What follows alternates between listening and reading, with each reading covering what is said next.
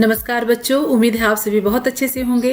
बच्चों, आज की जो कविता है वो है सीबीएसई बोर्ड के बच्चों के लिए है। हिंदी कोर्स बी है जिसका स्पर्श टेक्स्ट बुक से है, क्लास 10th के लिए है और कविता का नाम है आत्मतरण और कवि है रविंद्रनाथ टैगोर। बच्चों, रविंद्रनाथ टैगोर जी का जन्म हुआ था 6 मई 1861 को बंगाल के एक संपन्न परिवार में जन्मे थे।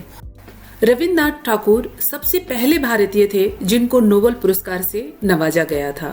रविन्द्रनाथ ठाकुर की सारी शिक्षा दीक्षा घर पर ही प्रारंभ हुई थी, घर से ही स्टार्ट हुआ था। अर्थात उनकी प्रारंभिक शिक्षा घर पे ही करवाई गई थी। उन्हें स्कूल में ना जाकर उन्हें घर पे ही सारी शिक्षा को कंप्लीट कराया गया था। आगे की पढ़ाई अर्थात बैरिस्ट्री की पढ़ाई करने के लिए विदेश भेजे गए, लेकिन बिना परीक्षा दिए ही वो लौटकर इंडिया वापस आ गए। रविंद्रनाथ की रचनाओं में लोक संस्कृति का स्वर प्रमुख रूप से मुखरित होता था। मतलब जितनी भी उनकी रचनाएं थी वो सब लोक संस्कृति से ओतप्रोत थी। प्रकृति से इन्हें गहरा लगाव था। इन्होंने लगभग 1000 कविताएं और 2000 गीत लिखे हैं। चित्रकला, संगीत और भाव नृत्य के प्रति इनके विशेष अनुराग अर्थात प्रेम होता है बच्चों। उनको रविन्द्रनाथ ठाकुर को चित्रकला से, संगीत से, नृत्य से बहुत ही प्रेम था और उन्होंने 2000 से भी अधिक कविताओं की रचना की, जिसके कारण उनके ही नाम पर रविंद्र संगीत नाम की एक अलग ही धारा का सूत्रपात हो गया। संगीत की कई सारी विधाओं में से एक विधा का नाम रह गया रविंद्र संगीत। इन्होंने शांति निकेतन नाम की एक शैक्षिक और सांस्कृतिक संस्था की स्थापना की। यह अपनी तरह का एक अनूठा संस्थान माना जाता है।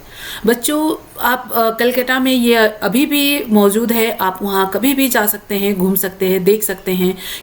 अनूठा अर्थात सांस्कृतिक संस्था और कल्चरल एक्टिविटी और शिक्षा दोनों भी साथ में ही वहाँ पर सिखाई जाती थी। बच्चों, उम्मीद है आप लोगों को सबको याद होगा कि जो भारतीय राष्ट्रीय गीत है वो रविन्द्रनाथ टैगोर द्वारा ही लिखी गई है। उम्मीद है आप लोगों को कवि परिचय बहुत ही अच्छे से समझ आ गया होगा। पाठ प्रवेश बच्चों स्टार्ट करते हैं। कवि यहाँ पे क्या कहते हैं कि तैरना चाहने वाले को पानी में कोई उतार सकता है, उसके पास खड़ा भी रह सकता है, उसे सिखा भी सकता है, लेकिन जब तक वो बच्चा खुद हाथ पैर न चलाए, अपना हाथ पैर न हिलाए, तब तक वो कभी भी तैराक नहीं बन सकता। वैसे ही कवि कहते हैं कि परीक्षा देने जाने वाले जाते समय बड़ों से आशीर्वाद की कामना करते हैं, बड़े आशीर्वाद भी देते हैं, लेकिन परीक्षा तो उसे स्वयं देनी होती है। क्योंकि केवल आशीर्वाद लेके चले जाए और एग्ज़ाम की तैयारी ना करके जाए तो बच्चा एग्ज़ाम अच्छे से दे पाएगा, इसकी कोई गारंटी नहीं है।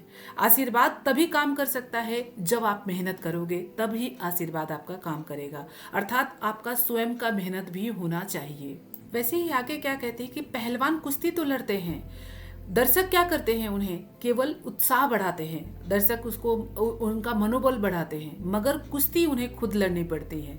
कुश्ती में उन्हें दांव पेच, उनका अभ्यास ही उनका काम आता है, न कि केवल दर्शक के मनोबल से काम नहीं चलता। मतलब उनका खुद का ताकत, उनकी खुद का प्रोत्साहन, उनका खुद का आत्मबल और उनका खुद का जो अभ्यास किया हुआ है वो सारे ही उनके काम आते। मानते हैं कि प्रभु में सब कुछ संभव कर देने की सामर्थ्य है, फिर भी वह कतई नहीं चाहते कि वही सब कुछ कर दे। सभी को पता है कि ईश्वर सब कुछ कर सकते हैं, लेकिन रविंद्रनाथ टैगोर यहाँ पर ये नहीं चाहते कि ईश्वर मेरे लिए मेरे हिस्से का सारा काम कर दे।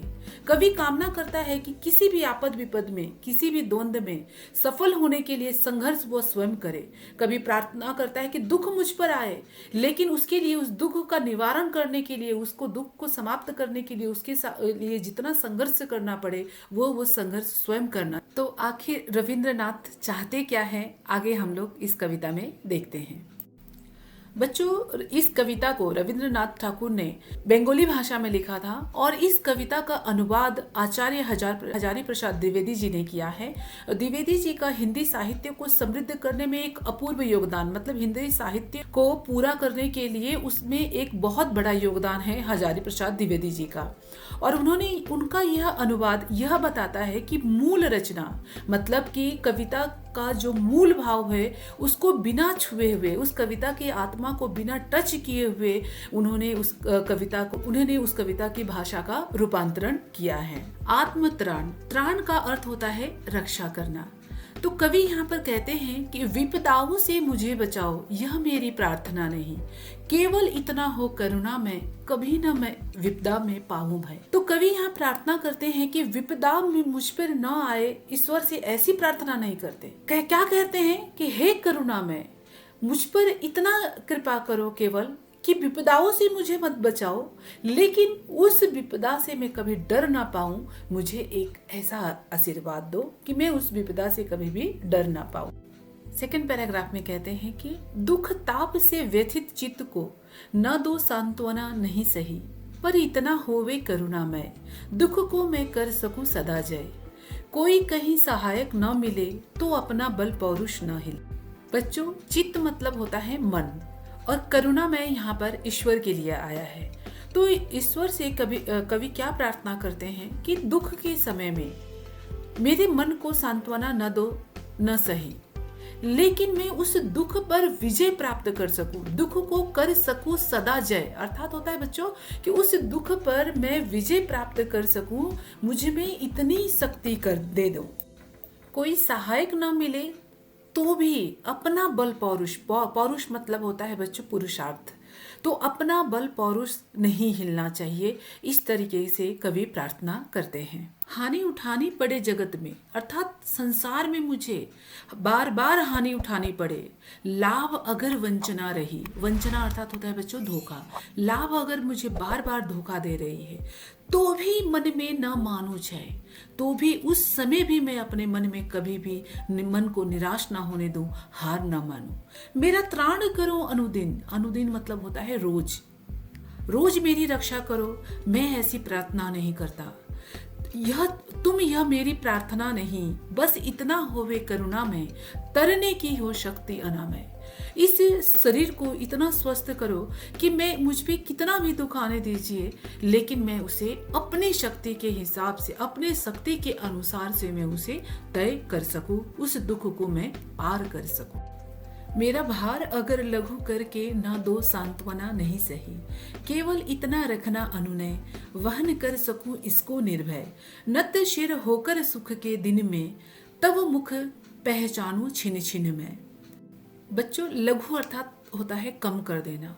कवि यहाँ पे ईश्वर से ये प्रार्थना करते हैं कि कह रहे हैं कि मैं आपसे ऐसा प्रार्थना नहीं कर रहा हूँ कि मेरा भार को कम कर दो, मेरे दुख के भार को कम कर दो, या तो मुझे सांत्वना दे दो। मैं ऐसा नहीं कर रहा, सांत्वना भी मत दीजिए, मेरे दुख के भार को भी कम मत कीजिए, लेकिन मेरी विनय क्या है, मेरी विनय इतनी है, मेरा इतना, केवल इतना रखना अनुनय, अर्थात मेरी इतनी विनती रखना कि वहन कर सकूं इसको निर्भय, मतलब आपने जो भी दुख दिया है या फिर जो भी दुख का समय है, उस दुख को मैं निर्भय होकर उसका सामना कर सकूं। और जब मैं नत शिर होकर सुख के दिन में, जब मैं सर से लेकर पांव तक भी सुख के दिनों में डूबा रहूं, तब भी मैं तुम्हारा शुक्रिया करूं, पल पल में तुम्हें पहचानूं और तुम्हारा शुक्रिया अदा करता रहूं। अर्थात कवि कहते हैं कि मैं सुख के दिनों में भी आपको न भूलूं। दुख रात्रि में करे वंचना मेरी, जिस दिन निखिल मही, उसी दिन ऐसा हो करुणा में, तुम पर करूं नहीं कुछ संशय। कि जब पूरा संसार दुख के समय में मुझे धोखा दे दे, पूरे संसार से भी मुझे धोखा मिल जाए, वैसा भी दिन अगर मेरे जीवन में आ जाए, तो उस समय भी हे करुणा में मुझ में इतनी शक्ति देना कि मैं तुम पर कुछ संशय ना कर सकूं। बच्चों, हम मनुष्यों में आदत क्या होती है, हम सभी लोग क्या करते हैं, थोड़ा सा भी दुख पड़ता है तो हम ईश्वर को कोसना स्टार्ट कर देते हैं कि ये आप ही की वजह से सब कुछ हुआ है। तो कवि यहाँ पे क्या कहते हैं कि चाहे मेरे ऊपर कितना भी बुरा समय आए, लेकिन मैं तुम पर कभी संदेह ना कर। ठीक है बच्चों, देखो समझो इस चीज को, ये बात बहुत ही बड़ी बात है। तो हमें अपना केवल कर्म करना चाहिए, हमें उस दुख से उभरने का प्रयास करना चाहिए, न कि ईश्वर को कभी कोसना चाहिए। बच्चों, कविता को मैंने काफ़ी अच्छे तरीके से समझाने का अपनी तरफ से प्रयास किया है। अगर आपको कविता अच्छे से समझ में आई है तो एक कमेंट जरूर कीजिएगा, लाइक कीजिए, शेयर कीजिए और सब्सक्राइब कीजिए। थैंक यू बच्चों।